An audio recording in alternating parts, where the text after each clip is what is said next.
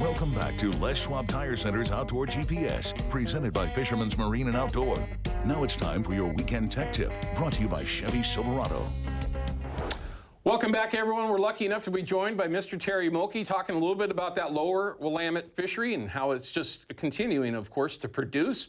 Now I really want to pick his brain on what he's got behind his 360 flashers. But Terry wants to pick up where we were just leaving off when you're talking about depth and temperature. And your take on this, and he says, this is just my opinion. That's all we need, okay? You don't have to tell us any more than that. If it's your opinion, we're listening. But temperature, let's talk about that. Okay, so the depth of water down there is important also. But like first thing in the morning, why? And I'm sort of a why guy. Sure. So this year the water's running like 66 degrees, okay? And so those fish are up high right now, first thing in the morning, which cooler water, okay? But the temperature hasn't been much changing during the morning. It's been, and we've had cool mornings. Sure. We're coming in some hot weather, things are going to change. Right. But in normal years, it'd be 100 degrees out there by 11 o'clock. Right. Okay? So I believe that those fish have a temperature zone in its coolness. So they go deeper as the temperature gets warmer. Gotcha. Not because of light. Okay. Okay? Other fisheries are different. Ocean fisheries, da-da-da-da-da. But this fishery, I believe that you have to look at your temperature to sort of see what you should be fishing. And that's why we're catching these fish mid-morning at, 16 feet, 18 feet on the counter instead of 20, 22, 24, 25, 28. Right. That's been a good number in some years. Sure. But that's, I think, because of the temperature. So they're trying to stay along with what that consistent cooler temperature is, and as it warms up, they gradually start working their way down. Sure.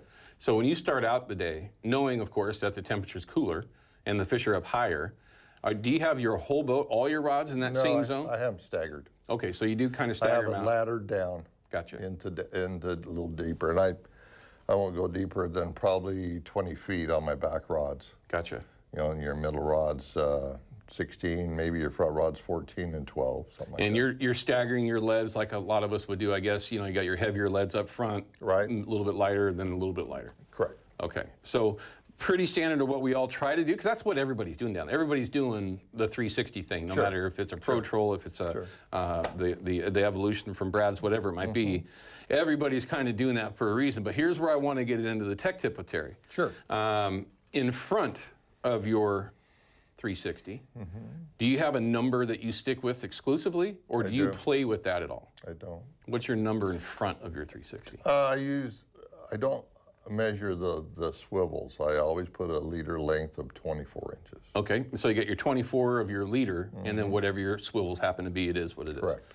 All right, so pretty standard there. Behind it, when you're talking about your soft spinners in particular, and you can find these over at Fisherman's Marine, they're the Mulkey 3.5 mini spinner blades, and you're just using, he's using a plastic clevis? I am using a plastic clevis. Right onto a 40-pound leader? A 40-pound leader. Okay. And about 4 red beads. Okay, and are you running any tubing on that? I am not. So just beads, a blade, and what kind of hooks do you like to run? I run owner hooks. I run a 4-aught, and then I run another 4-aught behind it. So a double hook setup, a little mooching rig setup. Correct. Okay. So do you ever change that up, or do you always have that same setup? That's a good question. I play around with the treble hook off the back. The single hook and then a treble hook. Okay.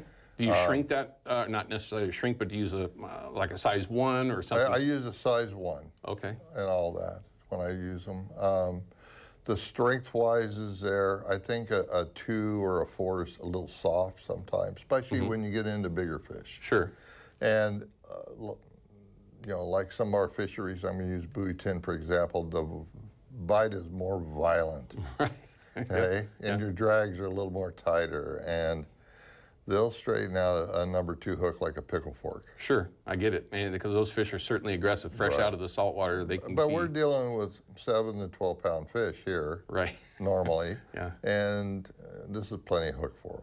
Yeah, I get it, and there's no question. And what I like too about a soft leader is the leverage. A lot of times, and I believe Yakima, I've talked to them about it. We're using a lot lighter wire, so the leverage is taken away from that. Gotcha. In a ready-made spinner.